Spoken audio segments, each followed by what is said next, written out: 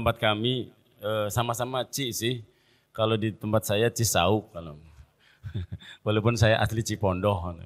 Alhamdulillah udah beberapa kali disiram hujan oleh Allah SWT.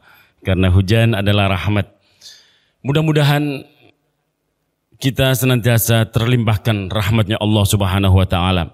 Hujan yang sudah mulai turun membawa kebaikan, membawa sesuatu yang lebih baik untuk kehidupan, bukan musibah, bukan bencana. Insyaallah. Amin ya rabbal alamin. Jemaah yang dimuliakan Allah Subhanahu wa taala.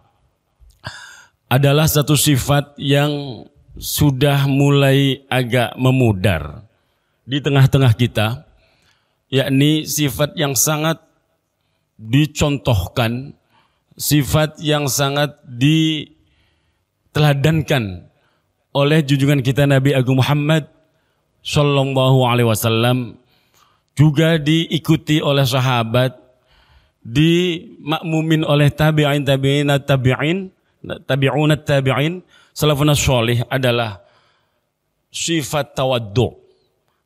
Sifat yang harus melekat semestinya dimiliki oleh setiap muslim. Karena banyak diajarkan, di antaranya adalah apa yang ditegaskan oleh junjungan kita Nabi Agung Muhammad sallallahu alaihi wasallam di dalam satu hadisnya.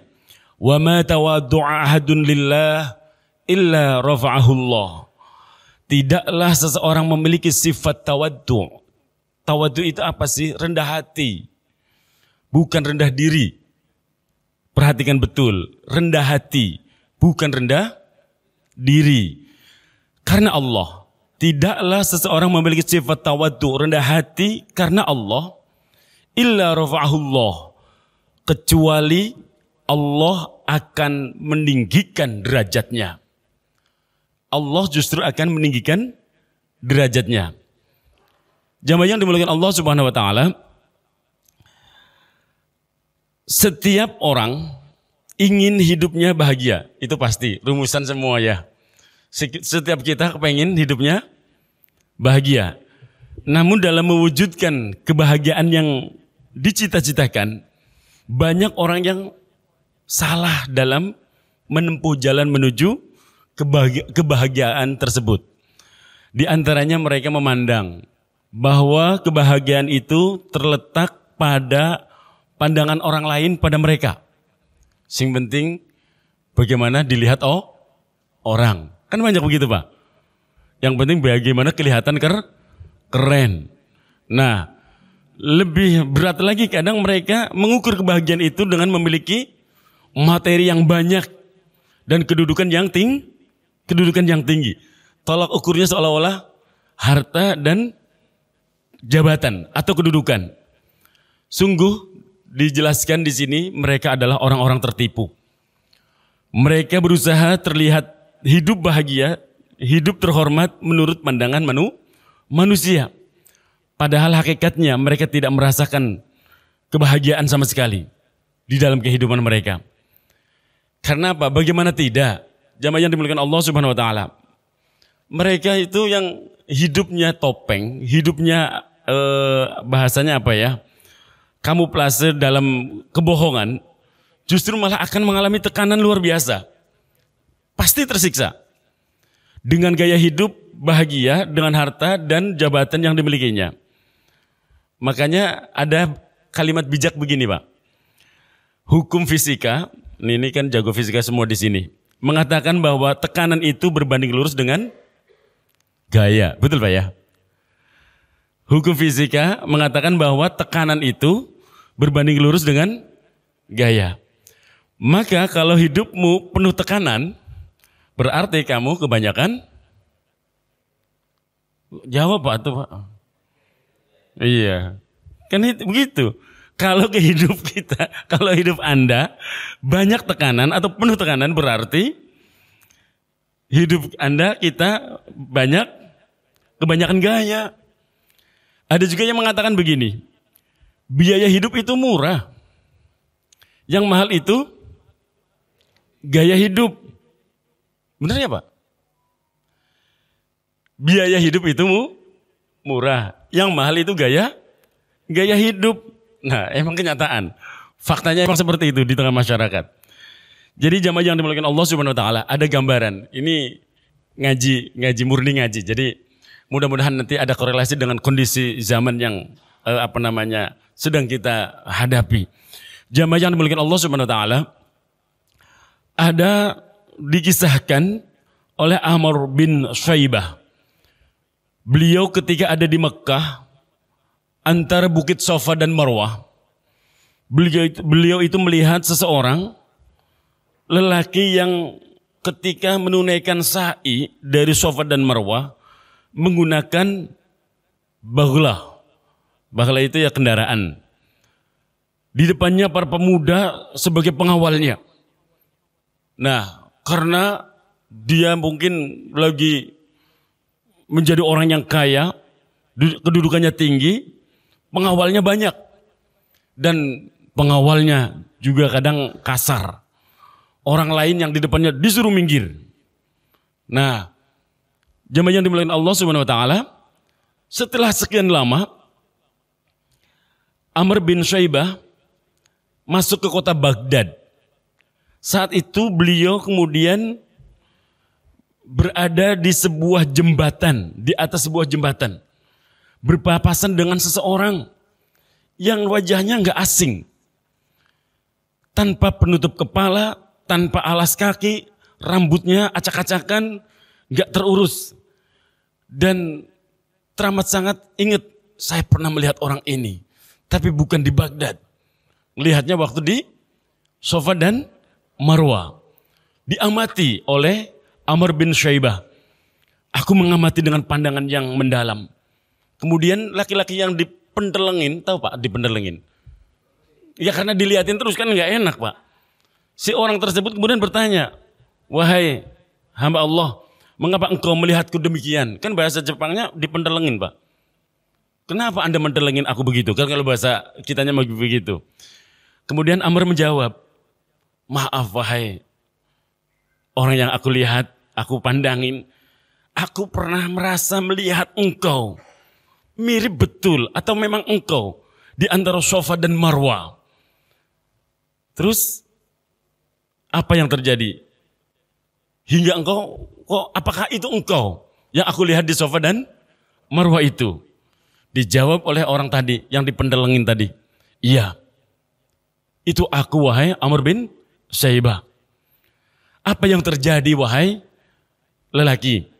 Hingga dulu engkau begitu gagahnya dikawal oleh banyak pengawal berkendaraan dengan kendaraan yang dimana orang melakukan sa'i ya rata-rata lah lari jalan kaki, tapi malah engkau berkendara. Subhanallah. Dijawab oleh laki-laki tersebut, inni taraffa'tu fi mawdi'i yatawadda'u fihi nas fawadda'ani Allahu haitsu yataraffa'un nas.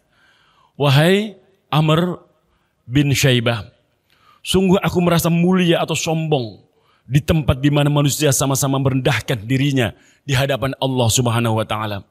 Maka sekarang Allah menghinakan diriku di tempat di mana orang-orang menjadi mulia.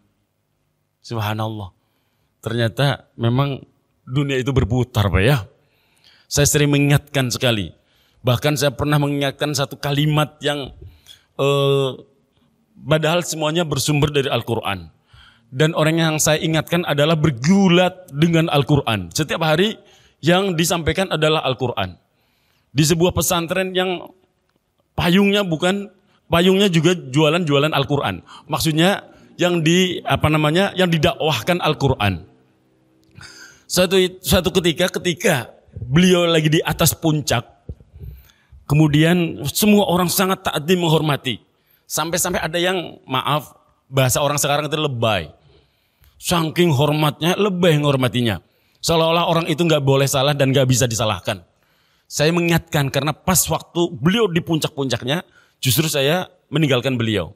Saya meninggalkan satu kalimat untuk beliau begini. Wa tilkal ayyamu nudawiluha bainan nas. Catat baik-baik sahabatku, saya pamit hari ini, mungkin agak akan lama atau jarang sekali bertemu. Tapi saya titipkan satu kalimat dan ini dari Al-Qur'an. Wa tilkal ayyamu nudawiluha bainan nas. Tahu artinya apa? Setiap manusia itu ada masanya. Setiap manusia itu ada fasenya. Nah, dalam bab dakwah lah contoh.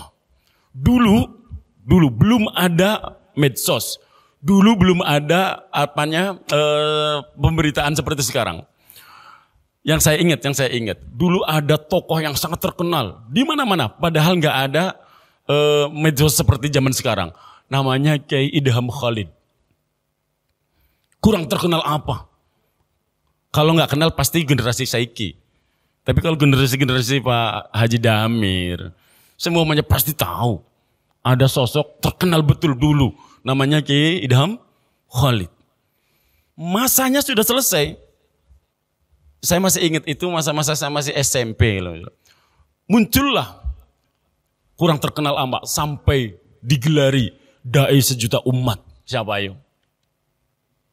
ZN MZ. Kurang terkenal apa? Padahal beliau muncul ketika belum ada medsos. Wah, yang namanya dengerin kasetnya, kaset pakai belum ada CD, belum ada apa. Itu di kampung-kampung itu menjadi sesuatu yang sangat digemari betul tuh. Kurang hebat apa beliau? Kurang terkenal apa? Terus salahnya apa wong main politik? Kiai Jawa Timur main politik semua. Itu nggak ada yang ditinggalin umatnya. Kenapa dengan beliau? Kok ketika main politik di wilayah dapilnya pun gak kepilih? Kan aneh. Karena memang masanya sudah selesai. Kemudian tahun 2000-an lah, tahun 2000-an. Muncullah sosok yang fenomenal juga. Saya masih ingat awal-awal saya hijrah ada di Tangerang dan sekitarnya. Dulu aktif ngaji di sekitar Tangerang. Nah, siapa yang dari Bandung? Kurang terkenal apa? Wah, semua orang berduyun-duyun mengidolakan. Dan itu udah mulai muncul tuh yang namanya medsos tuh. Subhanallah. Terkenal luar biasa. Semua orang mengidolakan. Emang salahnya apa nikah lagi? Wong nikah lah. Salahnya apa wong nikah? Pada saat yang sama ketika beliau dihebohkan dengan poligami, itu ada pejabat yang DPR kalau nggak salah, yang justru nggak bener itu loh. Subhanallah, apa salahnya nikah lagi? Mau nikah kok. Wong pada saat yang sama ada temennya beliau yang disentul, saya nggak sebut nama ya. Nikah sampai 3 dijejer juga nggak apa-apa kok, nggak apa-apa kok. Kenapa beliau giliran nikah itu gaduhnya sedunia? Bukan masalah nikahnya, emang masanya udah selesai Pak. Masanya udah selesai. Muncullah ustadz-ustadz yang lain. Subhanallah. Dengan segala ciri khasnya. Terkenal. Apakah akan terkenal terus? Tidak. Pasti akan turun. Pasti itu loh. Watilkal ayyamu nudawiluha bainan nas. Itu berputar Pak. Nah, tinggal cari endingnya. Kalau orang udah di atas itu mestinya harus berpikir bagaimana endingnya bagus gitu loh. Endingnya mau seperti apa? Dulu ada entah Ustadz pernah mondok asli beneran atau pura-pura mondok, sangat-sangat terkenal. Nah, sering karena memang punya duit beli program di TV. Dikiranya lucu sih, dikiranya sih bener, cuma karena memang nggak pernah belajar makhraj mungkin ya. Ya bacanya belecetan. Tiba-tiba tahu-tahu ada kasus, kemudian endingnya di teralis besi itu kan. Jangan bilang penjara ya, itu memperjelas. Itu kan ada itu loh. Endingnya di sana. Ada yang Allah angkat derajatnya dalam kemuliaan. Justru Allah ambil. Allah jemput ketika lagi tenar-tenarnya ya, meninggal dunia. Enggak usah bilang. Enggak usah sebut namanya, pokoknya ada gitu loh. Ya kan? Udah kan? Kemudian ada yang macam-macam lah bentuknya. Hati-hati. Segala sesuatu ada masanya. Justru ketika kita diangkat oleh Allah dalam bentuk kemuliaan derajat karena sesuatu. Karena memang bagi Allah itu unik. Allah itu unik. Ketika mau mengangkat derajatnya seseorang dalam kemuliaan, itu nggak usah pakai syarat. Kalau Allah berkehendak, jadi pokoknya. Kan jelas ayatnya. Qulillahumma malikal mulki tu'til mulka man tasya wa tu'izzu man tasya wa tudhillu man tasya. Allah itu kalau mau bikin orang mulia, mulia. Dia halang-halangin kayak apa? Mulia, titik. Difitnah kayak apa? Mulia. Semakin difitnah, semakin mulia. Itu. Ya, jelas kan doanya tadi. Nggak usah diperjelas. Panjang kali lebar doa, pasti ya amin, masa yang lain. Moh kan, nggak mungkin. Didoain baik kok. Orang semakin difitnah, semakin mulia. Itu ada. Karena memang Allah akan mengangkat derajatnya. Sebaliknya, Allah kalau udah wa tudzillu man tasya, Allah mau merendahkan seseorang, dipuji selangit pun, ya rendah. Dimuliakan kayak apapun, sebesar apapun koalisinya, tetap aja rendah. Maksudnya koalisi yang memuliakan gitu loh Pak. Nah, nggak ada hubungannya politik. Bapak-bapak aja yang menggabung-gabungkan, yang mengkorelasikan. Saya mah nggak bicara politik. Pokoknya begitu. Nah, wa tu'izzu man tasya wa tudhillu man tasya. Saya lagi murni ngaji ini mah. Mau dikorelasikan kemana ya monggo, terserah bapak-bapak dan ibu-ibu semuanya. Baik, jemaah yang dimuliakan Allah Subhanahu Wa Taala, jangan sekali-kali merasa mulia, sombong di tempat di mana orang merendahkan diri. Karena apa? Bahayanya pasti Allah akan merendahkan kita nantinya. Nah ini yang terjadi, yang dikisahkan oleh Amr bin Syaibah tadi.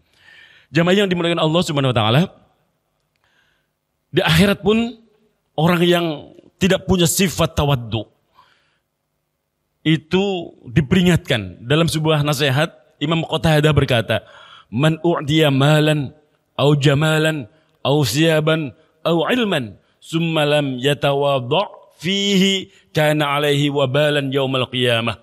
Barang siapa yang dianugerahi oleh Allah harta, ketampanan, kecantikan bagi yang perempuan, pakaian atau ilmu, namun ia tidak tawaddu, tidak rendah hati, maka semua itu akan menjadi kerusakan, siksa kelak di akhirat. Subhanallah, na'udzubillahi min dzalik. Maka raihlah kebahagiaan hidup itu dengan tawaddu, rendah hati. Karena orang yang tawaddu akan ditinggikan derajatnya oleh Allah Subhanahu wa taala. Innallaha azza wa jalla ittala'a adat qulubil adamiyyina falam yajid qalban au ashadda tawaddu'an min qalbi Musa alaihissalam faghashahu min bainihim bil kalam.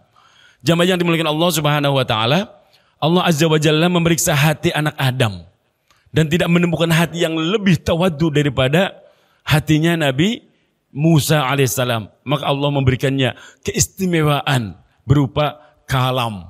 Apa itu? Bisa berkomunikasi dengan Allah Subhanahu wa taala. Kisah ini kami nukil dari kitab Ihya Ulumuddin. Dikisahkan juga salah satu keistimewaan Nabi Musa hingga kemudian diangkat derajatnya menjadi Rasul dan Nabi dan Rasul, bahkan memperoleh predikat bisa langsung berkomunikasi dengan Allah, yaitu sebutannya kalimullah. Itu dikisahkan Pak. Nabi Musa suatu saat, suatu ketika bermunajat, bermujahadah. Memang salah satu cirinya para nabi, para kekasih Allah itu suka bermunajat, bermujahadah, bersungguh-sungguh di dalam taqarrub ilallah, merenung akan kebesaran Allah. Nah, suatu ketika Nabi Musa lagi tengah-tengah bermujahadah, bermunajat, dapat firman dari Allah Subhanahu wa taala, "Wahai Musa, cukuplah untuk hari ini. Turunlah engkau untuk beristirahat. Besok lusa engkau kembalilah ke sini dan bawalah seseorang yang mana seseorang tersebut menurutmu lebih rendah derajatnya, kedudukannya daripada engkau." Namanya Nabi, kan sami'na wa ta'na. Apalagi yang berfirman adalah Allah. Baik ya Rabb. Turunlah Nabi Musa alaihissalam. Setelah istirahat, kemudian sampailah waktu di mana beliau harus berangkat kembali untuk bermunajat di tempat yang biasa beliau munajat. Wakila adalah di Bukit Tursina. Ketika beliau mau berangkat, beliau ingat ada perintah mengajak seseorang untuk teman yang lebih rendah kedudukannya. Nah, maka dicarilah dia. Beliau mencari sosok itu, seseorang itu di tempat-tempat maksiat. Dilihatlah orang-orang yang benar-benar tenggelam dalam kemaksiatan. Langkahnya diayunkan. Mungkin dari salah satu dari mereka adalah orang yang lebih rendah derajatnya dariku. Diayunkan kakinya. Belum juga sampai, hatinya berkata, wahai Musa, siapa bilang yang lagi maksiat itu lebih rendah daripada dirimu? Sekarang dia maksiat. Siapa yang bisa menghalang-halangi kalau besok lusa dia kemudian dapat hidayah, taubatan nasuha, dan dia mulia, bahkan mati dalam keadaan husnul khotimah, dalam kemuliaan yang Allah ridho. Kata siapa yang sekarang lagi maksiat itu lebih rendah daripada dirimu? Maka langkahnya pun tertahan, nggak jadi. Kemudian mencari di tempat lain, di pinggir-pinggir pasar, dilihatnya ada orang gila. Nah, dalam hatinya, ini mungkin yang bisa saya ajak sebagai teman yang menurut yang Allah pesankan adalah lebih rendah daripada diriku, derajatnya maupun kedudukannya. Maka langkahnya pun diayunkan untuk menyapa orang gila tersebut. Belum juga jauh langkahnya, hatinya berbisik, wahai Musa, kata siapa orang gila itu lebih rendah daripada dirimu? Engkau lebih mulia daripada orang gila itu. Orang gila itu tidak ada catatan buku catatan amalnya diangkat oleh Allah Subhanahu wa taala. Dia enggak puasa, dia enggak sholat, dia enggak ibadah, bahkan dia enggak pakai pakaian, memamerkan auratnya. Emang dosa, Pak? Orang gila? Enggak dosa. Orang gila kok. Jadi Bapak Ibu kalau misalnya ada yang kepengen enggak puasa, enggak dosa, enggak sholat, enggak dosa, gampang. Cukup jadi untuk jadi orang gila. Saya nggak nyuruh loh Pak. Itu kan bebas. Orang gila itu kalamnya diangkat, nggak dicatat. Mau ngapain bebas. Nah, maka langkahnya pun tertahan. Nggak berani menganggap orang gila itu lebih rendah daripada dirinya. Akhirnya apa? Beliau nggak mengurungkan diri untuk ngajak orang gila tersebut. Di dalam perjalanan kemudian beliau mencari. Ketemulah seekor hewan. Disebutkan di dalam kisah ini adalah anjing budukan jelek, nggak terpelihara, anjing liar lah. Berpikir inilah yang mungkin bisa saya bawa makhluk yang lebih rendah daripada diriku. Maka Nabi Musa berusaha untuk mengajak atau menangkap atau membawa si anjing budukan itu. Langkahnya diayunkan pun tertahan. Tiba-tiba hatinya berbisik, wahai Musa, siapa bilang anjing itu lebih rendah daripadamu? Emang siapa yang memilih dia jadi anjing? Siapa yang bisa memilih? Yang mentakdirkan dia jadi makhluk yang namanya anjing itu siapa? Kok kamu merasa lebih mulia daripada anjing budukan itu? Langkahnya pun tertahan. Gak berani ngajak anjing yang katanya budukan itu. Dianggapnya lebih rendah pada dirinya. Akhirnya Nabi Musa menghadap Allah dengan tangan kosong. Ditanya, wahai Musa, di mana teman yang engkau bawa? Ya Rob, tidak ada makhluk yang lebih rendah daripada hamba, ya Rob. Tidak ada. Apakah kau tidak mencari? Aku sudah mencari, ya Rob. Padahal Allah Maha tahu. Nah, tapi tidak ada makhluk di kolong jagat raya ini yang lebih rendah daripada hamba. Maka aku enggak berani membawa siapapun dari makhlukmu yang aku anggap lebih rendah daripada diriku. Tersebab itu Pak, Nabi Musa diangkat derajatnya dalam kemuliaan. Nah, jemaah yang dimuliakan Allah Subhanahu wa taala, maka penting, betapa pentingnya kalau kita pengen diangkat derajatnya oleh Allah. Karena kalau Allah udah ngangkat derajatnya, makhluk manapun di kolong jagat ini pasti akan memuliakan kita Pak. Nah, jemaah yang dimuliakan Allah Subhanahu wa taala, maka marilah kita belajar bersikap tawaddu. Innallaha auha ilayya an tawaddu'u hatta la yafkhara ahadun ala ahadin wa la yabghiya ahadun ala ahadin. Disebutkan dalam sebuah hadis Rasulullah SAW bersabda, sesungguhnya Allah telah mewahyukan kepadaku untuk menyuruh kalian semua bersikap rendah hati, sehingga tidak ada seorang pun yang membanggakan dirinya di hadapan orang lain, dan tidak seorang pun yang berbuat aniaya terhadap orang lain. Nah, pertanyaannya, tawadu itu seperti apa sih? Baik, jamaah yang dimuliakan Allah Subhanahu wa taala. Tawadu itu apa? Imam Hasan Al-Basri menggambarkan, tahukah kalian apa itu tawadu? Beliau menjelaskan, antakhruja min manzilika fala talqa musliman illa ra'aita lahu 'alaika fadlan. Yang disebut dengan tawadu menurut Imam Hasan Al-Basri adalah engkau keluar dari rumahmu, engkau keluar dari kediamanmu, lantas engkau bertemu dengan seorang muslim, kemudian engkau merasa bahwa dia lebih mulia daripada dirimu. Itu tawadu, Pak. Jadi tidaklah engkau keluar dari rumahmu, kemudian engkau keluar ketemu seorang muslim, tidaklah ada di dalam rasa diri ini kecuali orang itu lebih mulia daripada diri kita. Itu tandanya kita punya sifat tawadu, Pak. Kalau kita masih nepuk dada, saya lebih terhormat daripada orang itu, saya lebih mulia daripada orang itu. Tandanya kita belum punya sikap tawadu. Nah, bab ini nggak bisa ditanyakan ke orang lain, Pak, kecuali pada diri sendiri. Baik. Kemudian Imam Asy-Syafi'i radhiyallahu an, beliau juga menjelaskan, arfa'un nas qadran man la yara qadrah wa akbarun nas fadlan man la yara fadlahu. Orang yang paling tinggi kedudukannya adalah orang yang tidak pernah melihat kedudukannya, dan orang yang paling mulia adalah orang yang tidak pernah melihat kemuliaannya atau tidak merasa mulia.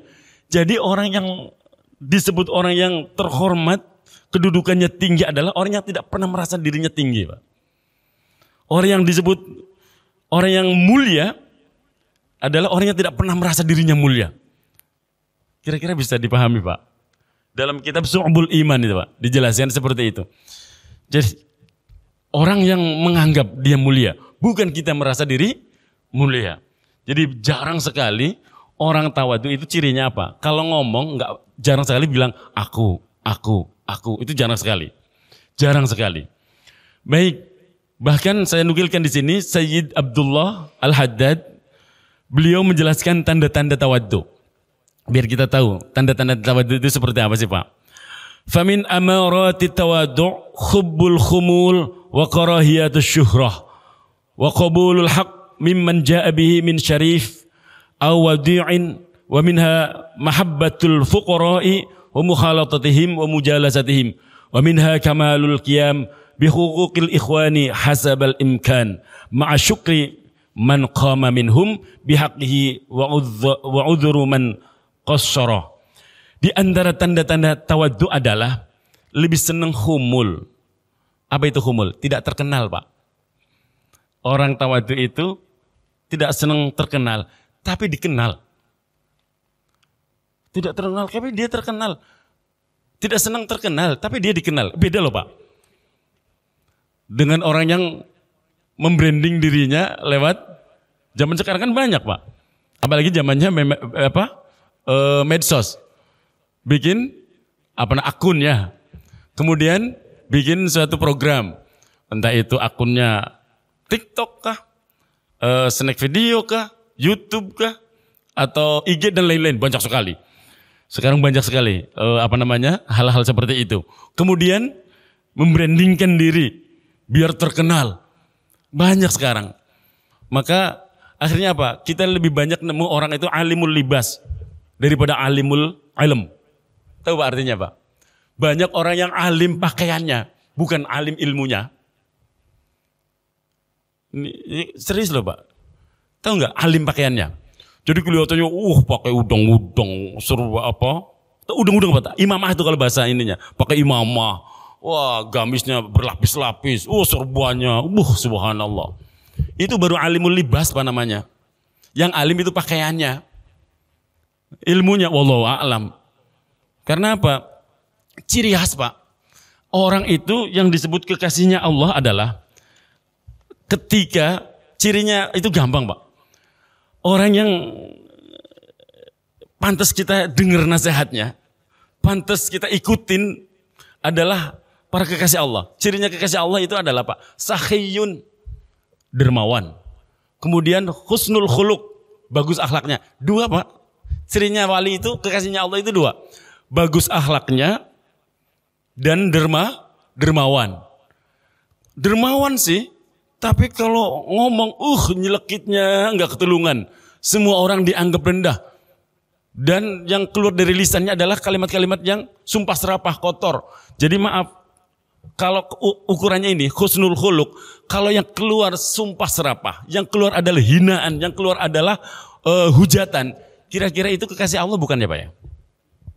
Bukan. Jadi nggak peduli dia pakai serban kah, nggak peduli dia gamisnya berlapis kah, kalau yang keluar kotor kalimatnya, maaf, itu tandanya nggak ada kewalian pada dirinya. Itu iya kok. Emang cirinya itu kok Pak. Cirinya itu. Jadi kalau ada mau pakai segede apapun sorbannya, segede apapun gamisnya, semahal apapun serbannya, kalau yang keluar dari lisannya kotor, itu sama sekali tanda kewaliannya pun nggak ada kok. Apalagi cahaya wajahnya. Karena bisa dilihat Pak. Min asari sujudnya itu kelihatan. Bahkan ciri wali itu apa? Inna awliya'i min ibadi wa akhibba'i min khalqi. Alladhi yadhkuruna bidhikri wadhkuruni wadhkur fi dhikrihim.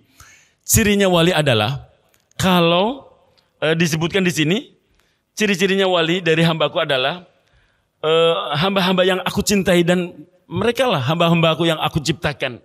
Yang aku ciptakan, kata Allah. Cirinya ketika kita mendengar atau melihat, mengingat orang tersebut, kita jadi ingat Allah, ingat akhirat. Cirinya wali itu kalau kita ketemu, mengingatkan kita ke urusan akhirat. Nah, bukan urusan caci maki Pak. Hati-hati. Nah, jamaah yang dimuliakan Allah Subhanahu wa taala, maka penting bagi kita untuk menanamkan seperti yang dicirikan tanda-tanda dari orang tawaddu. Menurut Imam Sayyid Abdullah Al-Haddad, humul, tidak suka terkenal, walaupun beliau pun akhirnya dikenal. Yang kedua, wa karahiyatus syuhrah, benci ketenaran. Walaupun beliau terkenal, santai aja dengan kerendahan hatinya. Tidak kemudian berubah tingkahnya, sikapnya, ucapannya, tenang saja. Nah, kemudian wa qabulul haq, suka menerima kebenaran dari siapapun, baik dari orang yang terpandang maupun dari orang yang mungkin secara kedudukannya lebih rendah itu kan. Kalau itu baik, benar, ya didengarkan.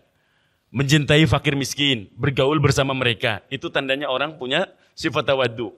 Bersedia mengurusi kepentingan orang lain dengan sebaik mungkin.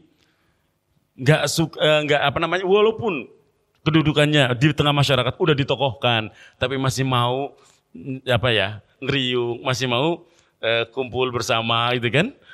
Dan lisannya ringan mengucapkan terima kasih atau berterima kasih kepada orang-orang yang membantu dan memaafkan semua orang yang berbuat salah kepada mereka. Nah, ini adalah ciri dari orang-orang yang punya jiwa atau sifat tawaddu. Jamaah yang dimuliakan Allah Subhanahu wa taala, oleh karena itu penting bagi kita menanamkan ini. At-tawaddu fil khalqi kullihim hasanun wa fil aghniya'i ahsan. Wa takabburu fil khalqi kullihim qabihun wa fil fuqara'i aqbah. Ini nasihatnya Imam Al-Ghazali. Kata beliau, tawaddu itu sangat baik. Tawaddu itu untuk semua kalangan manusia. Namun orang kaya yang tawaddu itu sangat lebih baik. Sekali lagi, tawaddu itu berlaku untuk semua kalangan. Namun ketika orang kaya tawaddu itu sangat baik menurut Imam Al-Ghazali. Sebaliknya, takabur itu jelek untuk semua manusia. Namun lebih jelek lagi adalah udah miskin, takabur lagi. Udah miskin, sombong lagi. Nah, itu paling jelek. Nah, sekali lagi, tawadhu itu bagus untuk semua manusia, tapi lebih jelek, lebih bagus ketika yang tawadhu adalah orang yang kaya. udah jadi pejabat, udah wali kota, misalnya udah wakil wali kota, udah istilahnya jadi bupati, udah punya jabatan tinggi di sebuah perusahaan apapun gitu. Tapi dia masih mau menyapa, masih mau mengulurkan tangannya lebih dulu menjabat tangan orang lain. Subhanallah, mau membantu orang lain itu lebih mulia, lebih istimewa. Dan takabur itu semuanya jelek untuk semua manusia. Dan lebih jelek lagi kalau udah miskin, sombong lagi itu loh. Baik, jamaah yang dimuliakan Allah Subhanahu Wa Taala. Selanjutnya, agar kita menjadi pribadi yang tawadhu itu bagaimana? Imam An-Nawawi Al-Bantani menukil pesan indah dari Syekh Abdul Qadir Al-Jailani. Beliau itu mengajarkan kalau kita mau belajar tawadhu itu caranya begini, Pak. Idza laqita ahadan minan nas ra'aital fadla lahu 'alaika wa taqulu 'asa ay yakuna 'indallahi khairan minni warfa'a darajah. Jika kamu berjumpa dengan seseorang, maka hendaklah engkau melihat keunggulan atas dirimu. Keunggulannya atas dirimu.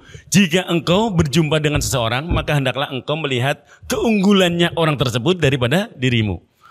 Dan kamu mengucapkan dalam hati, boleh jadi orang itu lebih baik dariku dan lebih tinggi derajatnya di sisi Allah. Contohnya begini, Pak. Apabila bapak-bapak melihat anak kecil, hendaklah dalam hati bapak ibu semua itu berucap begini. Ya Allah, beruntung ya anak kecil itu. Belum banyak maksiat karena umurnya masih muda. Sementara aku, ya Allah, udah tua. Maksiatku lebih banyak, maka kita akan lebih memuliakan orang yang lebih muda. Nah, jika ada orang tua, kita itu melihatnya, hendaklah berkata dalam hati kita, ya Allah, beruntung ya yang jadi orang tua, pasti ibadahnya udah banyak, pengalamannya sudah banyak, tabungan amal ibadahnya lebih banyak, sementara aku belum apa-apa. Kemudian ketika melihat orang alim, orang soleh, hafal Quran, kemudian kitab kuningnya, tafsirnya, hadisnya dikuasai. Hendaklah dalam hati kita itu berkata, ya Allah, sungguh ia telah diberi sesuatu pengetahuan yang aku belum diberi. Dia telah memperoleh sesuatu yang belum aku peroleh. Dia juga telah mengerti apa yang aku belum mengerti. Sungguh beruntung orang tersebut. Nah, kalau kita ngelihat orang alim. Sebaliknya, kalau kita ngelihat orang bodoh, bagaimana, Pak? Apabila kita melihat orang mungkin, kata orang lain itu orang bodoh misalnya. Hendaklah kita berkata, beruntung dia itu bodoh. Ketika bermaksiat, tidak terlalu besar dosanya. Karena memang tidak tahu. Tidak paham. Beruntung, Pak. Kalau ketemu orang bodoh, kita harus sunudon. Beruntung dia. Dia bermaksiat dalam kebodohannya. Karena apa? Bermaksiat bagi orang yang sudah alim, sudah tahu, udah ngaji. Kayak bapak-bapak nih kan udah ngaji nih. Setiap saya lihat di Al-Ikhlas itu full ya. Sepanjang pekan itu dari Ahad, Senin, Selasa sampai Sabtu ada ngaji kan setiap pagi. Berarti setiap hari ngaji terus. Berarti bapak ibu itu sebenarnya udah alim. Oh, udah ngaji kok. Sudah tahu. Sudah banyak informasi. Ini baik, ini buruk, ini tidak baik, ini tidak ini yang baik. Kok kemudian masih menerjang? Hati-hati, dosanya lebih. Kok nggak berani nyebut? Dosanya lebih? Ayo loh, tanggung jawab. Baik. Terus jamaah yang dimuliakan Allah Subhanahu Wa Taala, dengan tawadhu kemudian ada yang saya sering menyampaikan bab ini, kemudian ada yang berkata atau bertanya. Ustaz, berarti kita nggak boleh marah dong. Selalu berpikir husnudon. Iya, lebih baik salah memaafkan daripada salah memvonis, Pak. Salah memaafkan, dua orang udah salah kok dimaaf. Salah memaafkan karena apa? Ternyata kita itu memaafkan seseorang itu sebenarnya salah. Nggak boleh, malah boleh. Maka sedikit saja saya itu akan menambahkan sedikit. Marah itu bahasa Arabnya al-ghadab, Pak. Berarti berubahnya emosi. Perubahan emosi oleh kekuatan untuk menghilangkan perasaan tidak nyaman yang bergemuruh di dalam dada. Orang itu kalau marah, Pak, sesama orang ya. Kenapa orang marah itu teriak, Pak? Ada yang tahu Pak alasannya? Kenapa orang marah? Suami istri nih marah nih. Kenapa teriak? Kenapa orang marah itu teriak? Ada yang tahu alasannya? Orang marah teriak itu semakin marah, semakin kencang teriaknya. Karena apa? Hatinya jauh Pak. Hatinya jauh. Semakin marah, hatinya semakin jauh. Maka dia semakin kencang suaranya. Kan ada orang marah, padahal ada pada depan. Kan teriak kan? Betul ya? Orang marah itu walaupun ada pada depan teriak. Betul Pak? Nah beda sebaliknya. Lawan kata dari marah apa? Orang yang senang, yang cinta. Gak perlu pakai teriak. Pakai isyarat aja paham. Bahkan cuma nafasnya aja hafal kok. Nah, orang itu kalau pakai rasa, rasanya bukan rasa marah, rasa cinta. Jangankan ngucap. Gak perlu teriak. Kerlingan doang paham kok. Senyum doang paham. Tanya tuh Pak Haji Damir. Senyum doang paham. Gak usah pakai marah. Ya Pak Haji ya? Subhanallah. Baik. Jadi marah itu boleh. Boleh. Tapi disebutkan di sini bahkan marah pun di sini ada hukumnya. Ada marah yang hukumnya wajib Pak. Ketika kita melihat perbuatan maksiat, ketika kita melihat kezaliman, ketika kita mendengar sesuatu hal yang tidak baik di hadapan kita maupun yang kita dengar, maka Rasulullah SAW pun sudah mengajarkan apabila kita melihat kemungkaran maka ubahlah dengan tanganmu, kekuasaanmu. Apabila tidak mampu dengan ucapanmu, apabila masih tidak mampu minimal dengan hatimu. Dan yang terakhir ini adalah yang paling rendah. Kita lihat hari ini saudara kita dizalimi, subhanallah. Jujur Pak, saya itu jarang nangis, tapi ketika melihat apa yang terjadi di Palestina nggak kuat Pak saya. Saya itu jeleknya itu jarang nangis, tapi ngelihat apa yang terjadi hari ini ya Allah, kebayangnya Pak ya. Anak-anak kecil kehilangan tempat tinggal, kehilangan orang tua. Bahkan saya membaca tuh ada anak kecil yang bertahan hidup karena memang tempat berteduhnya sudah hancur lebur, orang tuanya tidak ada. Mau lari kemana jiwa, namanya anak kecil belum tahu harus kemana. Dia hanya bertahan hidup dari di bawah reruntuhan. Untuk makan, dia harus makan rumput Pak. Yang dia temukan, ya Allah gitu loh. Kebayang kalau itu terjadi pada diri kita, anak kita, ya Allah. Na'udzubillah summa na'udzubillah. Itu benar-benar kalau kita nggak tersentuh, kalau kita nggak marah, nah hati-hati. Jangan-jangan kita itu udah baal Pak. Malah, bahkan jelas banget peringatannya. Malam yahtamma bi amril muslim, falaysa minhum. Siapa yang tidak peduli dengan perkaranya saudara kita sesama muslim, maka dia bukan berarti dari orang muslim. Hati-hati loh. Saudara kita lagi mengalami kondisi yang luar biasa. Kok kita jangankan kok sebaik doa, apalagi materi. Doa aja enggak, malah kemudian ngomongin hal-hal yang jeleknya. Nuduh golongan itu bukan golongan kita lah. Syiah lah dan lain sebagainya. Na'udzubillah summa na'udzubillah. Boyo kalau nggak bisa bantu jangan ngomong gitu loh. Titik gitu loh, kan aman. Nah, jemaah yang dimuliakan Allah Subhanahu wa taala. Nah, saya pernah juga menyampaikan satu kalimat, mudah-mudahan ini diingat Pak. Ini dalam kitab Qami'ut Tuhyan. Malam yahzan ala fawatit ta'ah wa lam yandam ala fi'lil ma'siyah fadzalika yadullu ala mautil qalb. Orang yang tidak sedih ketika enggak bisa berbuat kebaikan. Orang yang tidak sedih ketika orang lain berbuat baik, berbuat taat, kok kita nggak bisa, nggak sedih Pak. Dan tidak juga menyesal ketika kita berbuat maksiat. Fadzalika yadullu ala mautil qalb. Ala mautil qalb. Itu pertanda orang tersebut hatinya sudah mati. Tidak bisa berbuat taat, kok nggak sedih. Ya Allah, yang lain bisa membantu, yang lain bisa berkontribusi, yang lain bisa. Nah makanya saya lihat di grup ya. Nih setelah ngaji berangkat nggak ke Monas gitu ya. Kalau memang bisa berangkat, berangkatlah. Nah kalau nggak bisa berangkat minimal doakan. Doa di hamparan sejadah. Waktu duha, waktu sholat 5 waktu bahkan tadi kunutnya luar biasa yang dibaca oleh Syekh Abdullah itu loh, luar biasa. Subhanallah, kita yang amin aja bergetar, apalagi beliau yang baca. Subhanallah, kita beruntung Pak, nggak mudeng bahasanya. Ya, Ngerti nggak tadi bahasanya waktu kunut? Ya alhamdulillah. Yang paham bisa menikmati. Bergetar saya yakin. Tapi yang nggak paham beruntung.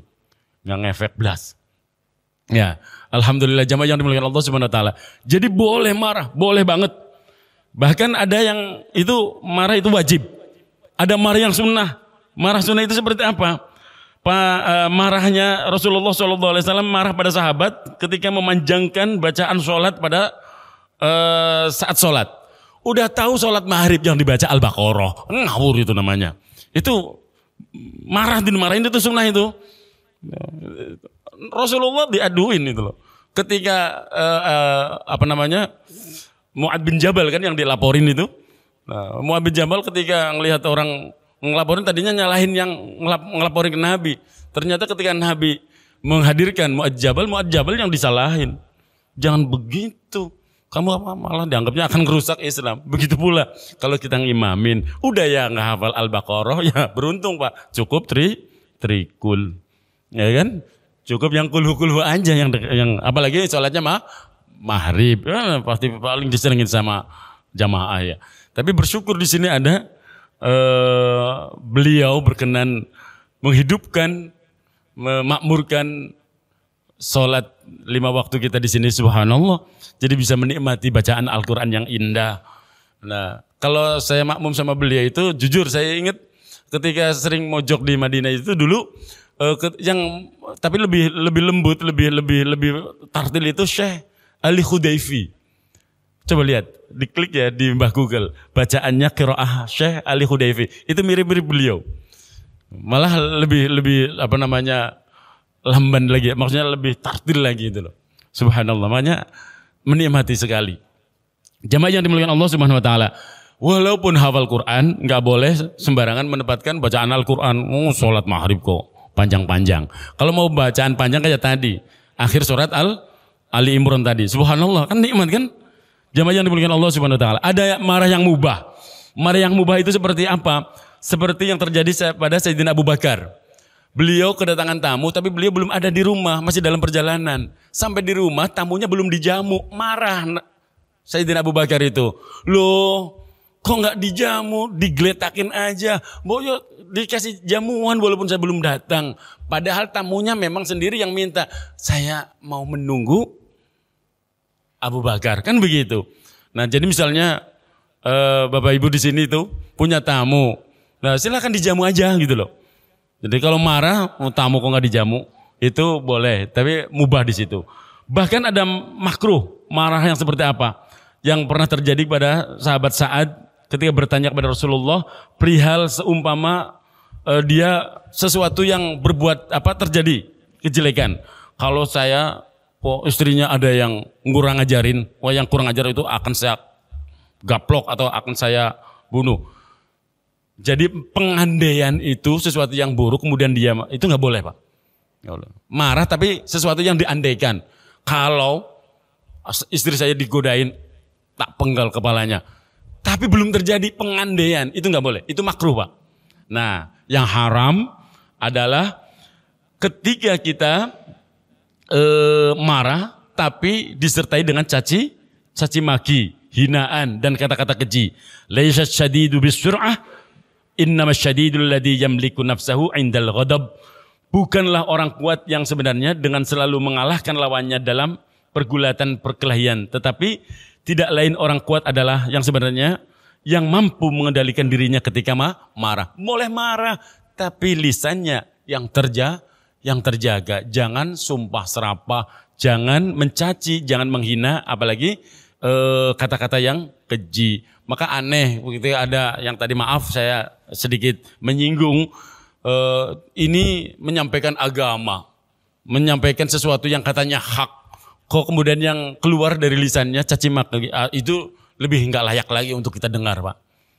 Tidak layak lagi untuk kita dengar. Wong kita ngaji dengan bahasa halus, dengan bahasa hati, dengan bahasa yang kita pilih dengan sebaik-baiknya. Kadang nggak masuk ke sini ya Pak, lewat doang. Makanya kan maaf saya sering bukan ngeledekin, tapi sering nyindir-nyindir. Kita itu ya ngaji karena kadang antara yang ngaji dengan yang menyampaikan ngaji gurunya dengan muridnya, ustadznya dengan santrinya. Itu harus plek Pak, baru masuk. Kan kita sering Pak, ngaji di mana-mana, tapi kok nggak mudeng ya? Atau mungkin gini, ngaji di majelis A bab sholat, ngaji di majelis B bab sholat, di majelis C pun masih bab sholat. Kok kayaknya biasa-biasa saja. Giliran ngaji di majelis D, macelep itu ya Allah, ini yang aku cari. Nah, padahal babnya sama, bab sholat juga, bab tentang arkanus sholat misalnya, atau bab yang lain tentang adhkaru ba'da sholat, zikir setelah sholat misalnya.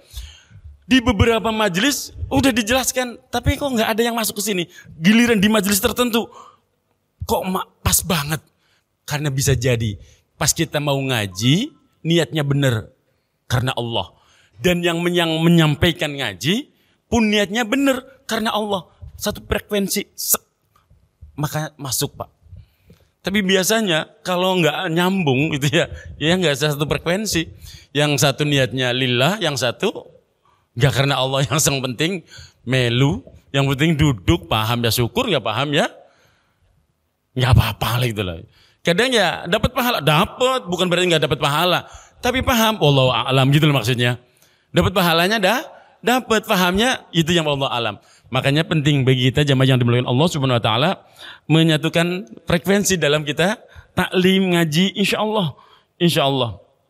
Jadi sekali lagi agar kita bisa menjadi pribadi-pribadi yang jangan pemarah. Justru yang sebaliknya yang diajarkan oleh Rasulullah adalah menjadi pribadi-pribadi yang tawaddu, yang rendah hati, karena dengan tawaddu kita akan dimuliakan oleh Allah Subhanahu wa taala. Hidup dimanapun pasti mulia orang-orang yang rendah hati. Dan orang yang rendah hati pasti menjadi sosok yang didambakan, yang disenangi oleh siapapun. Mudah-mudahan kita bisa belajar tentang tawaddu. Ini yang dapat saya sampaikan. Ada yang mau bertanya, monggo silakan. Baik jamaah yang dimuliakan Allah Subhanahu wa taala, mari kita tutup kajian pagi hari ini dengan mengangkat kedua tangan mohon kepada Allah Subhanahu wa taala. Mudah-mudahan Allah menjaga kita menjadi pribadi-pribadi yang dipanjangkan umur dalam taat. Mohon kepada Allah Subhanahu wa taala Allah memberikan kita kekuatan untuk istiqomah dalam taat. Mohon kepada Allah agar kita diberikan kekuatan menjauhkan diri dari segala bentuk maksiat. Mohon kepada Allah Subhanahu wa taala mudah-mudahan anak keturunan kita Allah jadikan anak-anak soleh dan solehah. Allah golongkan menjadi ahlul Quran, orang yang Allah hiasi akhlak dengan akhlak Al-Quran. Mohon kepada Allah Subhanahu wa taala mudah-mudahan kita semua bisa belajar meneladani sifat-sifat agung mulia dari junjungan kita Nabi Agung Muhammad sallallahu alaihi wasallam. Al-Fatihah. A'udzu billahi minasyaitonir rajim. Bismillahirrahmanirrahim. Alhamdulillahi rabbil alamin arrahmanir rahim maliki yaumiddin. Iyyaka na'budu wa iyyaka nasta'in. Ihdinas siratal mustaqim. Siratal ladzina an'amta 'alaihim ghairil maghdubi 'alaihim waladdallin. Amin. Allahumma shalli 'ala Muhammad wa 'ala ali Muhammad. Alhamdulillahi rabbil alamin. Allahumma anfa'na bima 'allamtana wa 'allimna ma yanfa'una wa zidna 'ilma. Allahumma ij'alna wa ahlana wa auladana wa talamidana wa jama'atana في هذا المجلس من أهل العلم والخير ومن أهل القرآن ومن عبادك الصالحين.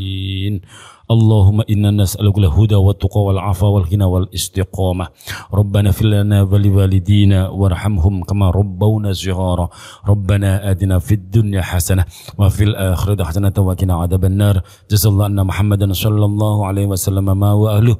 سبحان ربك رب العزة عما يصفون سلام على المرسلين والحمد لله رب العالمين. Bersama-sama kafaratul majlis. Subhanakallahumma wa bihamdika asyhadu an la ilaha illa anta astaghfiruka wa atubu ilaik. Mohon maaf atas segala kekurangan. Assalamualaikum warahmatullahi wabarakatuh.